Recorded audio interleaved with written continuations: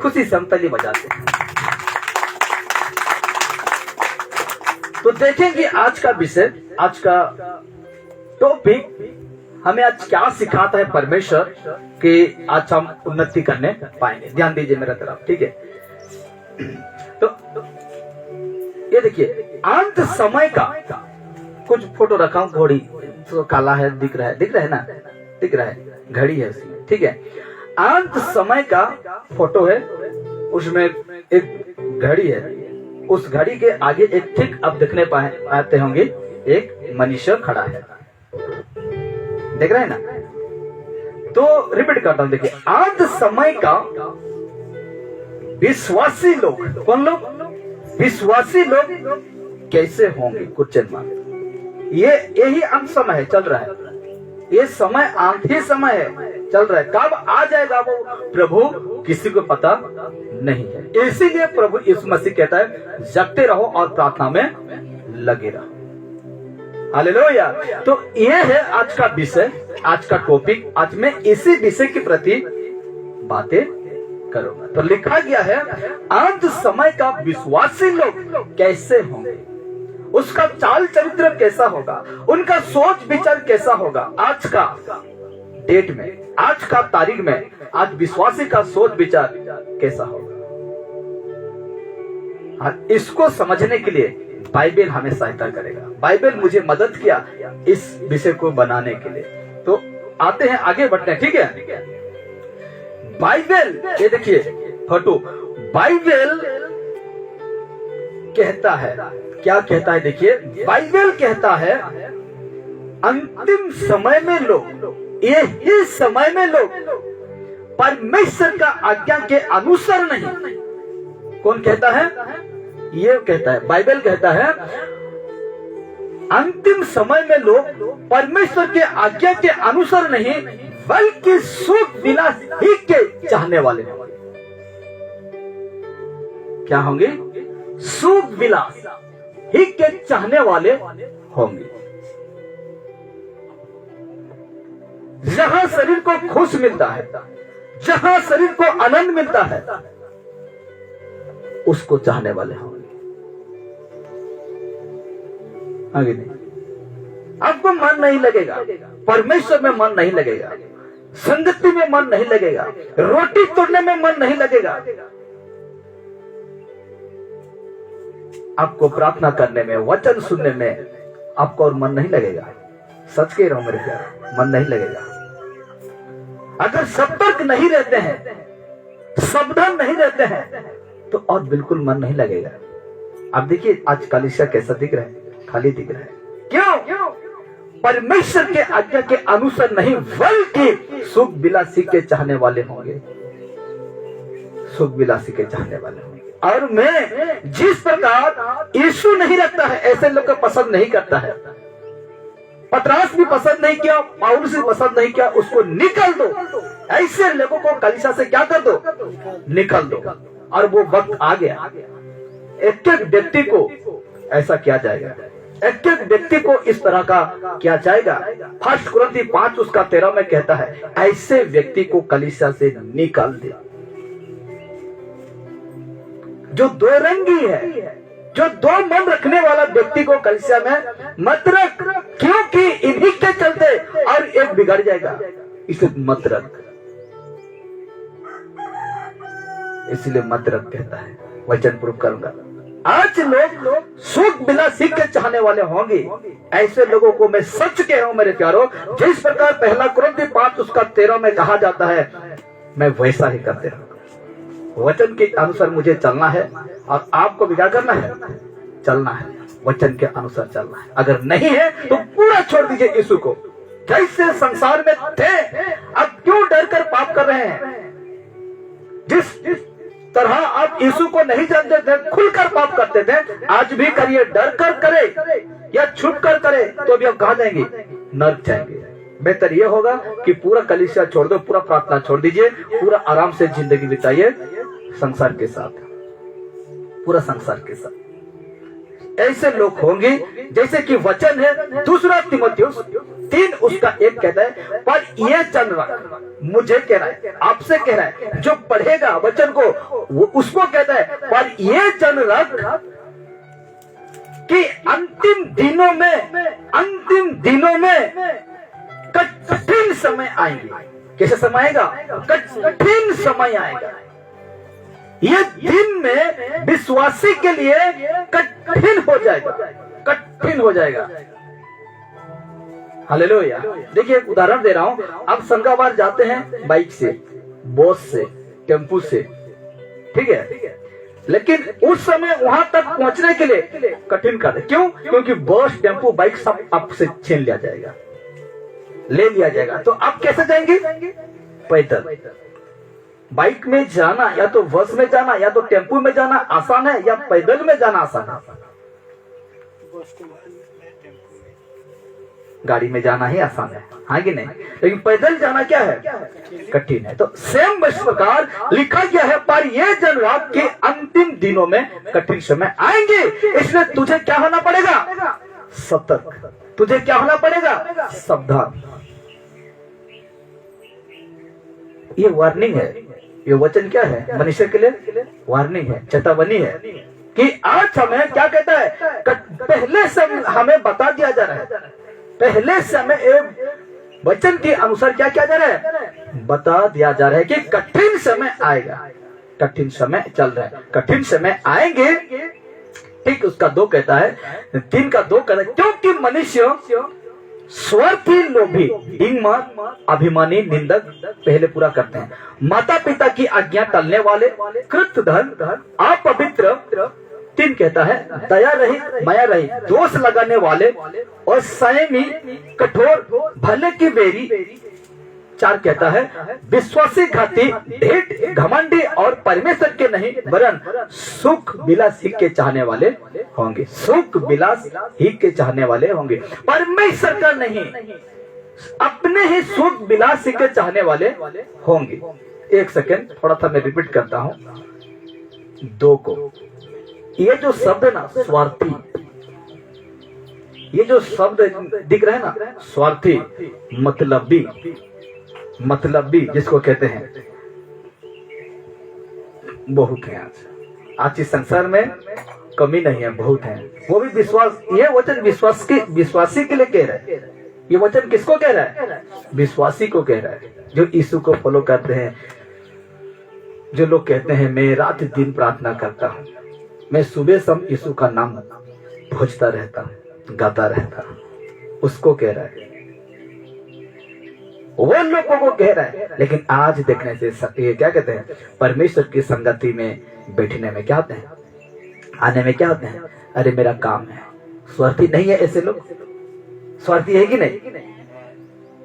यीशु का काम पढ़ने से आपका काम याद आ जाता है, और आप कहाँ जाते हैं?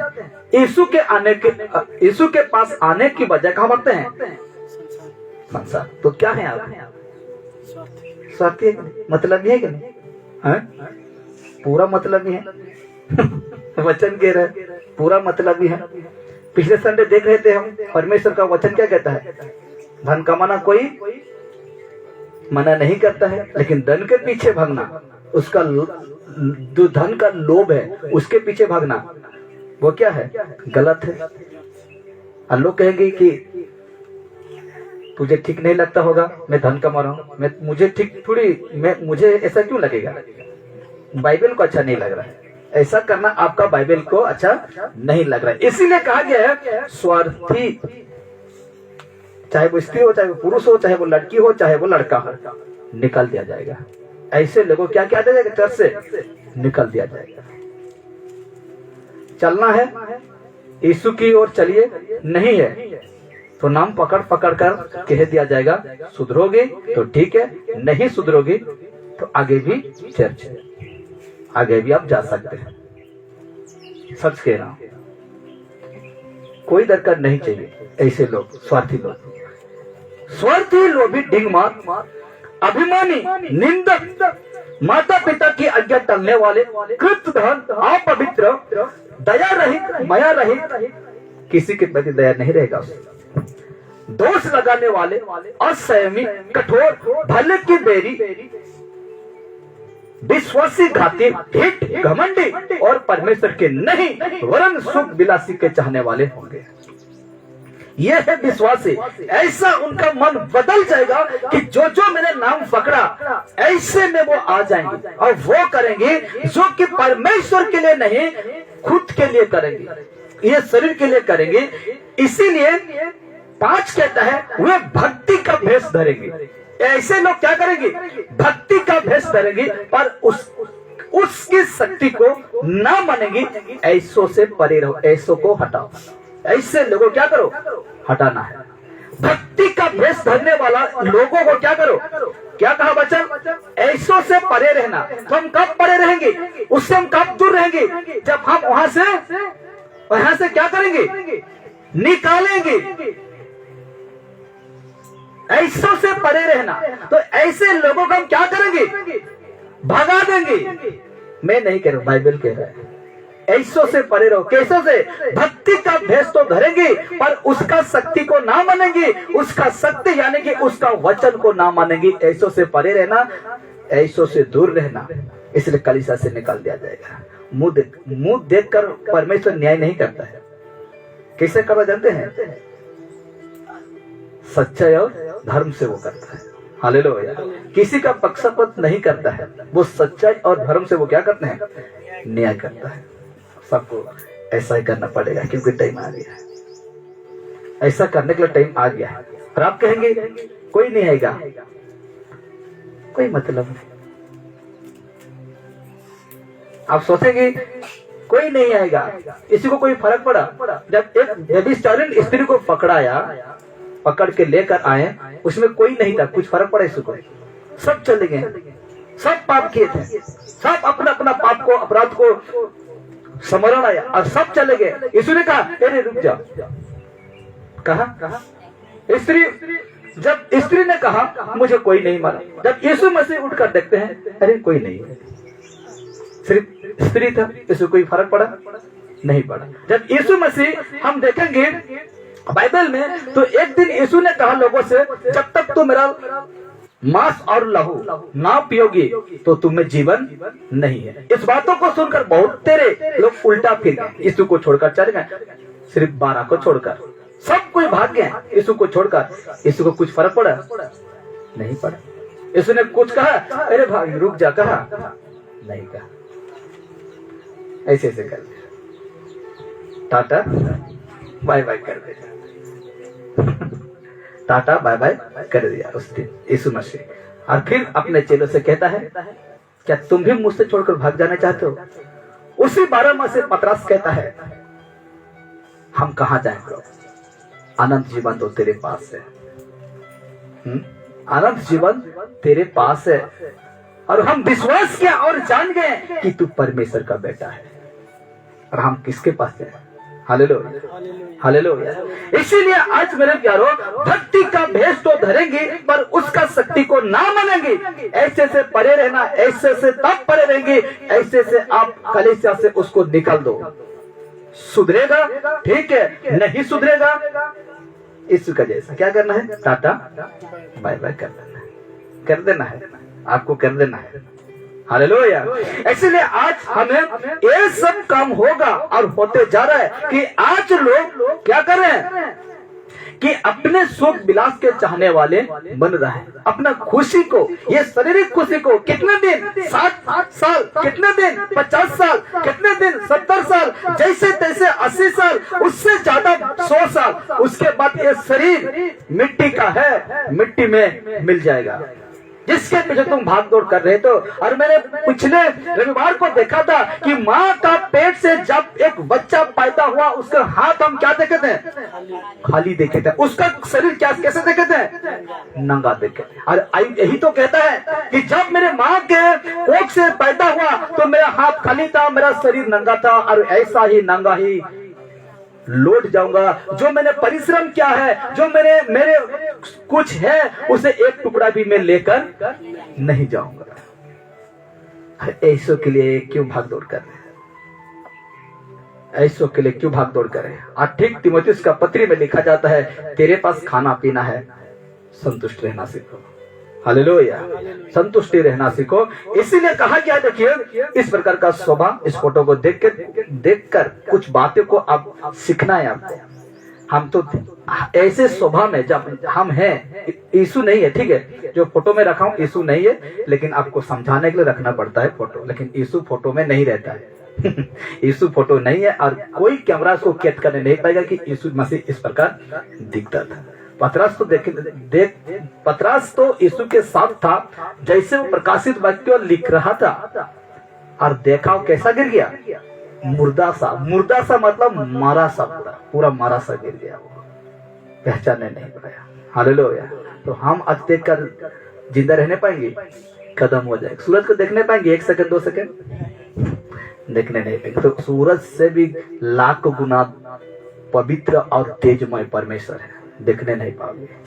इसीलिए कहा गया है, इस जैसे स्वभाव में हम जब बैठते हैं उठते हैं, इस प्रकार की संगति, यहाँ से जब हम निकलेंगे तो हम लोग संसारिक काम में लग जाएंगे। तो यहाँ आकर क्या फायदा, यहाँ सुनकर क्या फायदा, चले जाओ ऐसे में, संसार के साथ रहो, संसार के साथ उठना बैठना करो, चले जाओ। और ऐसे को पसंद नहीं करता प्रभु, मैं सच कह रहा हूं, ऐसे को पसंद नहीं करता है। ये देखिए, ये भी यीशु नहीं है, लेकिन रखा हूं आपको समझाने के लिए।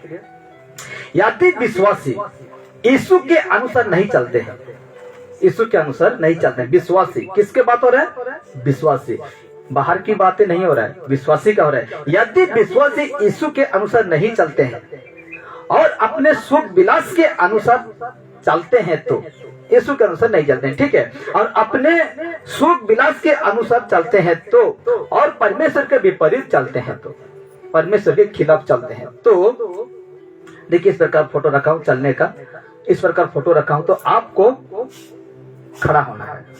ऐसा चल रहे हैं, यीशु के अनुसार नहीं चल रहे हैं, तो आपको खड़ा होना है। एक व्यक्ति खड़ा हो गया है, ये फोटो भी बात कर रहे हैं।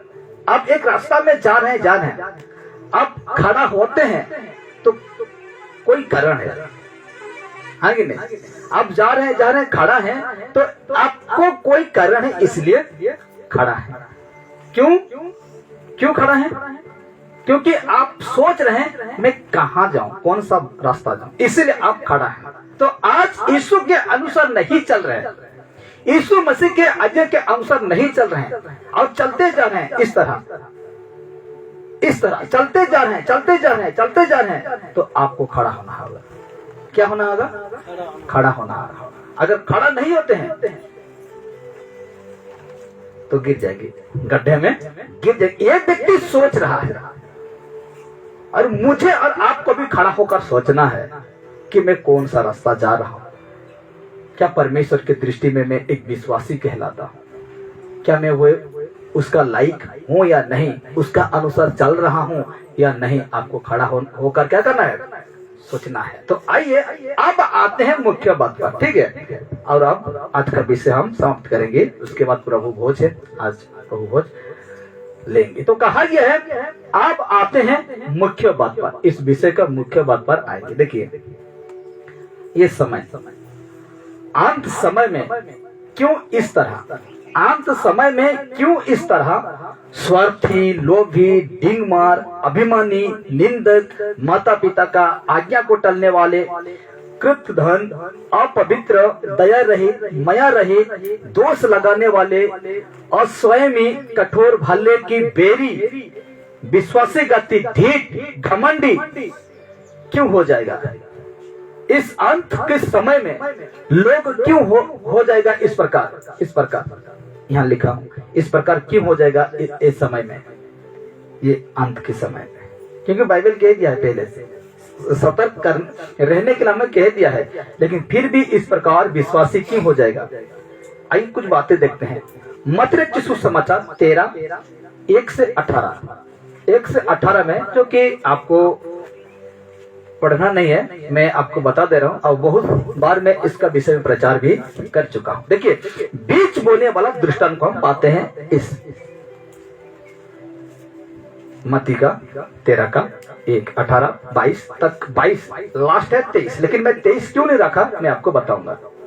तो 22 तक हम देखते हैं इस जगह में, तो एक बार मनोज भाई एक से पढ़ते चाहिए, मैं आपको बताऊंगा कि कहाँ रुकना है। देखिए, हाँ, एक फोटो को भी देख लीजिए। एक झोला में क्या पकड़ा है? बीज, और वो बीज खेत में जीत रहा है। देखिए, आपको दिख रहा है, छोटा वाला फोटो रखा हूं। हाँ, उसी दिन यीशु घर से निकलकर झील के किनारे जा बैठा और उसके पास ऐसी बड़ी भीड़ इकट्ठी हुई। बड़ी भीड़, ध्यान देना, सुनिए ध्यान से।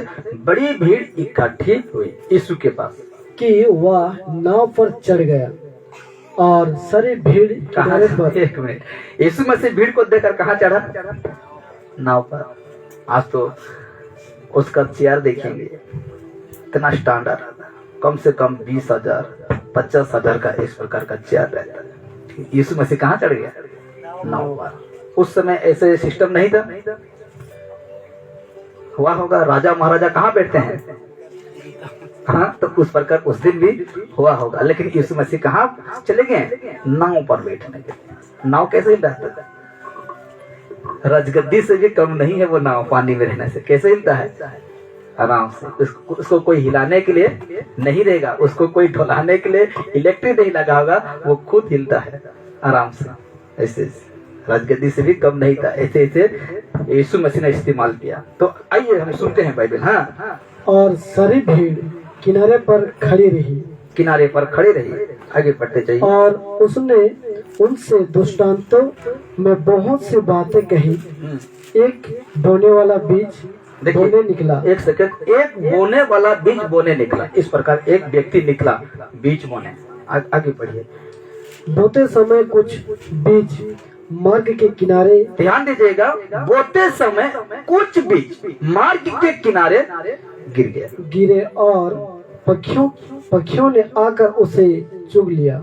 हाँ, कुछ बीज पथरीली भूमि पर गिरे, जहां उन्हें बहुत मिट्टी न मिली और गहरी मिट्टी न मिलने के कारण वे जल्द उग गए। पर सूरज निकलने पर वे जल गए और जड़ न पकड़ने से सूख गए। कुछ बीज झाड़ियों में गिरे और झाड़ियों ने बढ़कर उन्हें दबा डाला। पर कुछ बीज अच्छे भूमि पर गिरे और फल लाए, कोई 100 गुना, कोई 60 गुना और कोई 30 गुना। 30 गुना रखी यहाँ पर। तो मनोज भाई ने पढ़ा, एक जो बीज, ये वाला, ये व्यक्ति को देखिए, जब बीज बो रहा था मार्ग पर गिरा, और दूसरा पथरीली पर गिरा, तीसरा झाड़ी पर, और चौथा अच्छी भूमि पर। बीज बोते बोते ये 4 जगह में बीज गिरा। पहला था मार्ग, मार्ग मतलब रास्ता, ठीक है, रास्ता पर। दूसरा था पत्थर, तीसरा था झाड़ी, झाड़ी मतलब झुड़कल, ठीक है, झुड़। तो और चौथा था अच्छी भूमि, कोई 100 गुना, कोई 7 गुना, कोई 30 गुना फल लाया। तो इसका क्या मतलब है, अब हम पढ़े देखेंगे, ठीक है। तो देखिए, मैं बता रहा हूँ, इस फोटो को देखिए। जैसे वो बीज बो रहा था, तो कोई मार्ग पर, देखिए तीर आएगा, कोई मार्ग पर, ये रास्ता चिड़िया उठाकर चुग लिया, यानी कि खा लिया, बीज को खा लिया चिड़िया, ठीक है। और दूसरा है पथरीली, तीसरा भी आ जा रहा है। दूसरा क्या है? पथरीली, और तीसरा था झाड़ी, और चौथा था अच्छी भूमि, ठीक है। रिपीट करते हैं एक सेकंड। पहला है मार्ग, दूसरा है पथरीली, तीसरा है झाड़ी, चौथा था अच्छी भूमि। इसको हम पाते हैं इस दृष्टांत में। और आज का विषय का मुख्य पॉइंट और मुख्य बात यही है कि मैं आपको 10 मिनट या 5 मिनट में आज का विषय को खत्म करूं। तो देखते जाइए, मार्क वाला, अच्छा 19 को पढ़िए, 13 का 19 को पढ़िए, ठीक है। 19 से 22 तक, 23 को मत पढ़िएगा, मैं जब कहूं तब पढ़ना, ठीक है। हाँ, तब आपको समझ में आएगा। 19 का, सॉरी 13 का 19 को पढ़ते हैं, मत्ती का। जो कोई राज्य का वचन सुनकर नहीं समझता, ध्यान दीजिए, उसके मन में जो कुछ बया गया था, उसे वह दुष्ट आकर छीन ले जाता है। पहला बात। हाँ, यह वही है जो मार्ग के किनारे बोया गया था। एक पहला जो मार्ग में गिर गया था ना, वो राज्य का बातों को सुनकर नहीं समझता, इसलिए वो आकर शैतान क्या करता है, वचन को उठा ला जाता है आपका मन से। अब दूसरा क्या है देखते हैं। और जो पथरीली भूमि पर बोया गया, ये हुआ है जो वचन सुनकर तुरंत आनंद के साथ मान लेता है, पर अपने में जड़ न रखने के कारण वह थोड़े ही दिन का है, और जब वचन के कारण क्लेश या उपद्रव होते हैं तो तुरंत ठोकर खाता है। जो झड़ियों में बोया गया, ये वो है जो वचन को सुनता है, पर इसी संसार की चिंता और धन का धोखा वचन को दबाता है और वह फल नहीं फलता। जो अच्छी भूमि में, एक मिनट इतना तक भाई कंप्लीट किया ना, तो आते हैं आप मार्क वाला फेल होया। यहाँ लिखा हुआ है मार्क वाला क्यों चलने नहीं पाया, क्वेश्चन मार्क है।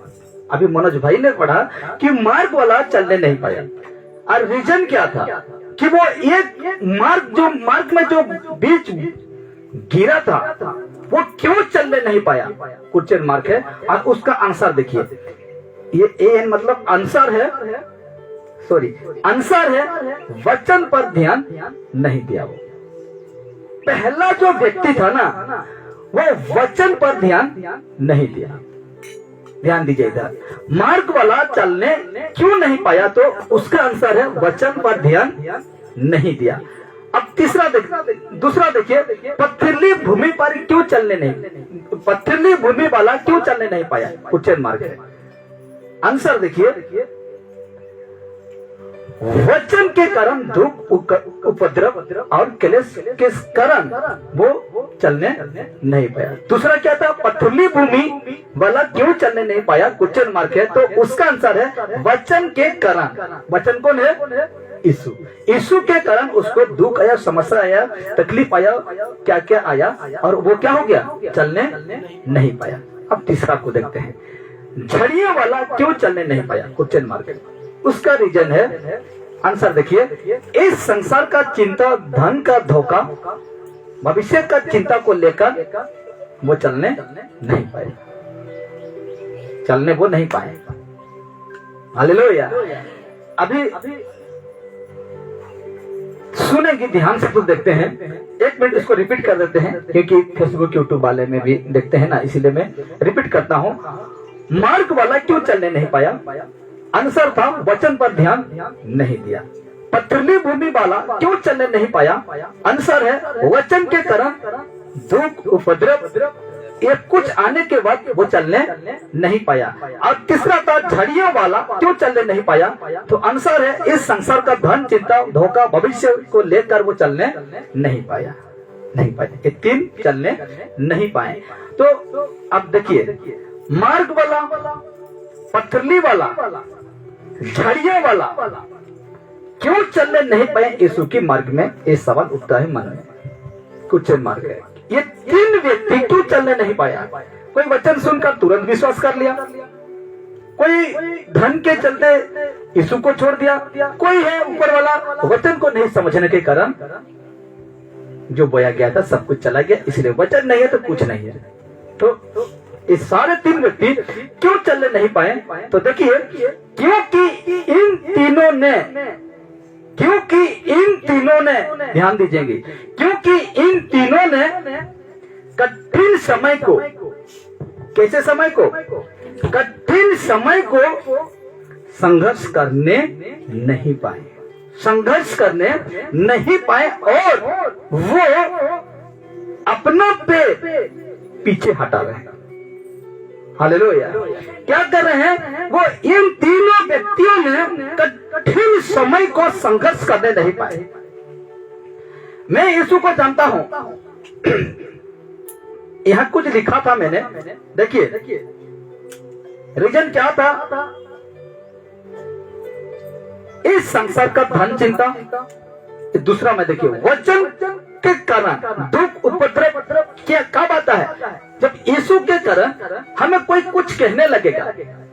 पहले तो अंदर वाला, उसके बाद भीतर वाला, ये सब कहने लगते हैं तो हम जब कठिन समय हो जाता है तब उसको संघर्ष करने नहीं पाते हैं। क्यों? क्योंकि देखिए, मेरा घर में अभी शादी ब्याह होगा तो कौन आएगा? मेरे घर में कोई मर जाएगा आदमी तो मेरे घर में कौन आएगा? दुख उपद्रव जब आएगा, ये कठिन परिस्थितियों को सामना करने नहीं पाएगा। ये 3 लोग कठिन परिस्थिति, कठिन समय को सामना करना नहीं पाया। पतरस क्या था, पौलुस क्या था, यूहन्ना क्या था, याकूब क्या था, फिलिप, अंद्रियास, ये सब कठिन परिस्थितियों को सामना किए थे। ये जो यीशु मसीह का चेले हैं, कठिन परिस्थितियों क्या कहते हैं? सामना किए थे। बाइबल गवाह है, बाइबल रिकॉर्ड है कि ये व्यक्ति लोग अपना जीवन को बिल्कुल नहीं सोचा और कठिन समय को सामना किए थे। लेकिन यहाँ एक 3 व्यक्ति कठिन परिस्थितियों को, मार्ग वाला, पथरीली वाला, झड़ियों वाला, यीशु के पीछे क्यों चलने नहीं पाए? तो इसका जवाब है क्योंकि इन तीनों ने कठिन समय को संघर्ष करने नहीं पाए और वो अपना कदम, देखिए, और वो अपना कदम पीछे करते हैं, पीछे करते हैं। हालेलुया। ये लोग आज भी हमें सतर्क कराता है। आज जितने वचन देखें, हमें सतर्क कराता है कि याद रख, स्मरण रख कि कठिन समय आएगा। हालेलुया।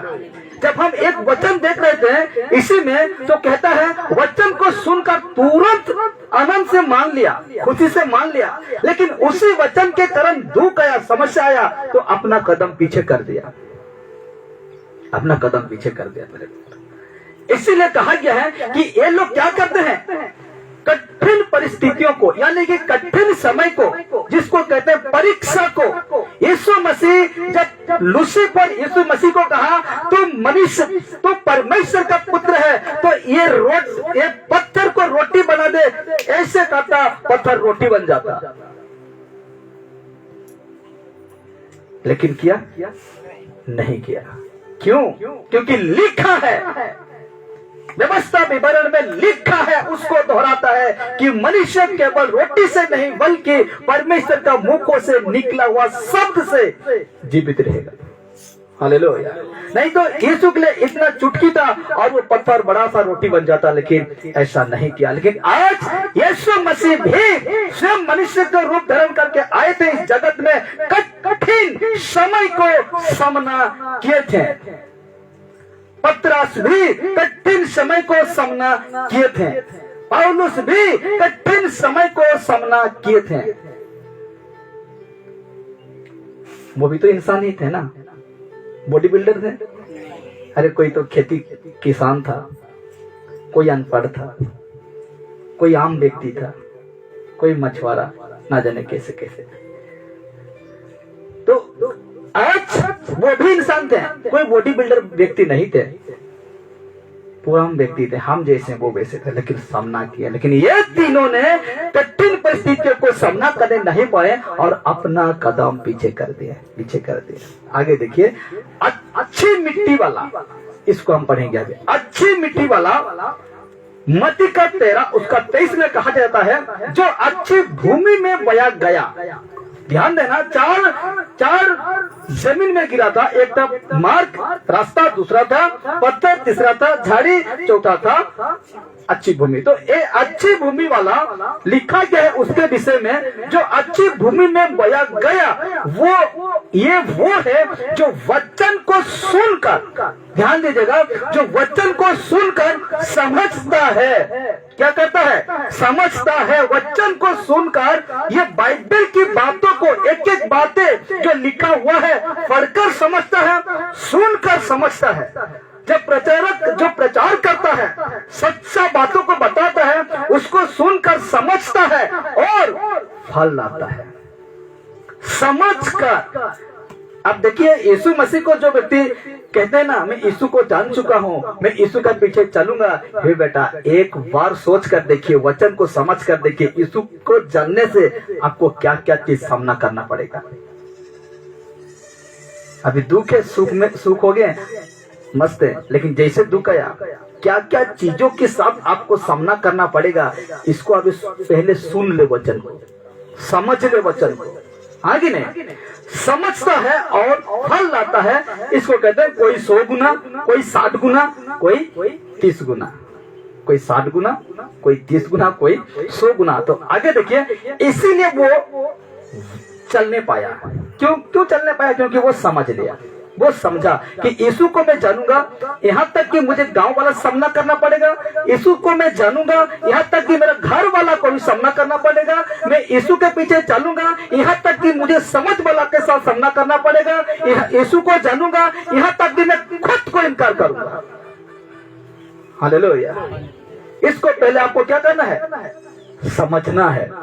इसको पहले आपको क्या करना है? समझना है। था अच्छी भूमि वाला, इसलिए वो चलने पाया कि वो उसका विश्वास संपूर्ण यीशु पर था। हालेलुया। अगर यीशु पर ना होता तो चलने पाता? नहीं पाता। लेकिन इसका विश्वास संपूर्ण यीशु पर था, इसीलिए एक वचन रखा मत्ती के सुसमाचार 7:24 में कहता है, इसीलिए जो कोई मेरी ये बातें सुनकर उन्हें मानता है। यीशु कहा कि इसीलिए जो कोई मेरी ये बातें सुनकर उन्हें मानता है, वो उस बुद्धिमान मनुष्य की नहीं ठहरेगा जिसने अपना घर चट्टान पर बनाया। जो यीशु का बातें को सुनकर उन्हें मानता है, हम कब मानेंगे? जब हम बातों को समझेंगे, समझने पाएंगे। इसलिए कहता है ये बातें मेरी सुनकर उन्हें मानता है, वो उसे उस बुद्धिमान मनुष्य के नहीं ठहरेगा जिसने अपना घर चट्टान पर बनाया। आप देखिए 25 क्या कहता है, और मैं वर्षा और बाढ़ आई, क्योंकि ये व्यक्ति पूरा क्या है? समझने वाला है, समझदार है, यीशु को पूरा पहन लिया है। इसीलिए कहता है 25 कहता है, और मैं वर्षा बाढ़ आई और अंधियार चली और उस घर पर टकरे लगी। पतरस पर टकरे लगा, पतरस पर आंधी चली, पतरस पर बाढ़ आई, परंतु वो गिरा नहीं गिरा। पतरस नहीं गिरा।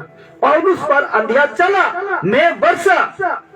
इसका मतलब क्या है? दुख आया, समस्या को सामना करना पड़ा, बड़े बड़े समस्या को संघर्ष करना पड़ा, टक्कर लगी वो समस्या, टक्कर लगी वो ये दुख के लिए समस्या, जो इस संसार का खुशी, सब कुछ टक्कर लगा, कहता है ना, परंतु वो नहीं गिरा।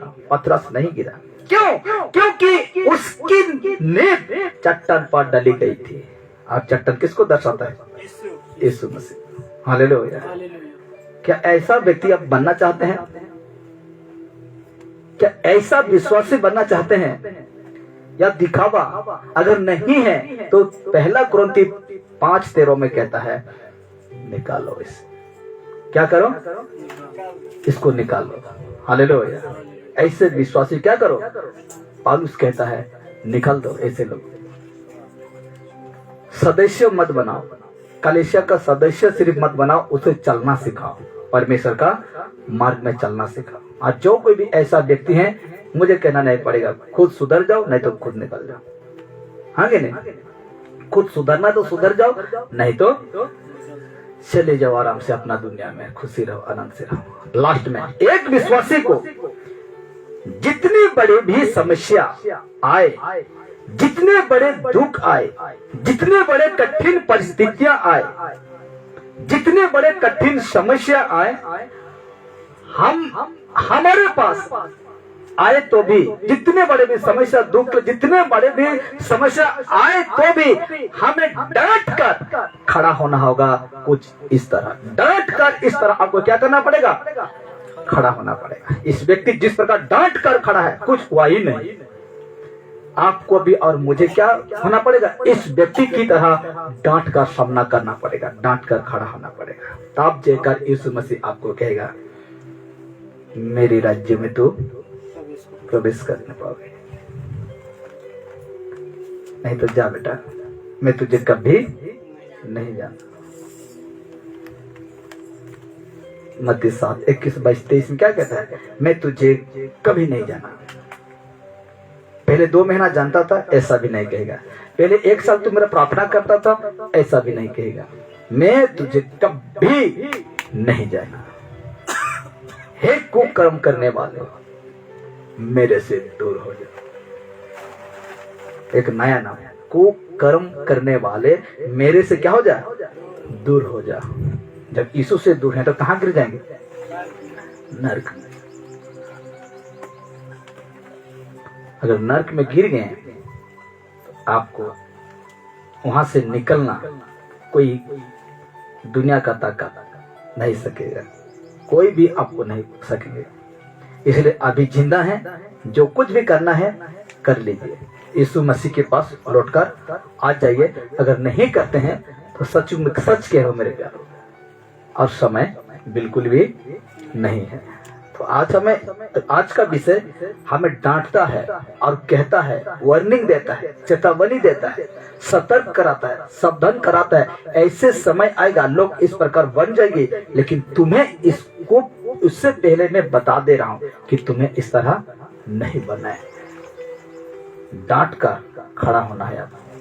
ऐसे स्थिति परिस्थिति में आपको क्या है, डांट का सामना करना है, यानी कि खड़ा होना है। आइए हम अभी प्रभु भोज कराएंगे, इसको बस कर दीजिए। उसके बाद हम